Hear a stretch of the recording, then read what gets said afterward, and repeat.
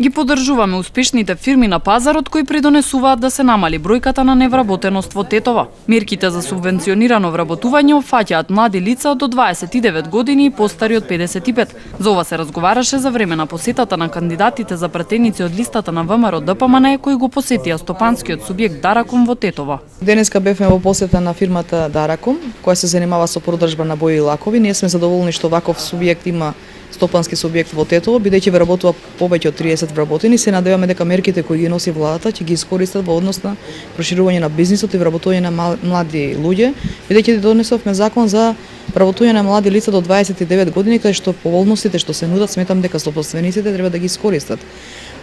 Сметам дека оваа фирма има простор за ширење. Ние како влада стоиме за сите проекти кои стопанствениците ги бараат од нас, со финансирање на кредити, со вработување поволни услови за млади лица, кажав, и за постари од 55 години, значи истите мерки се применуваат и за нив.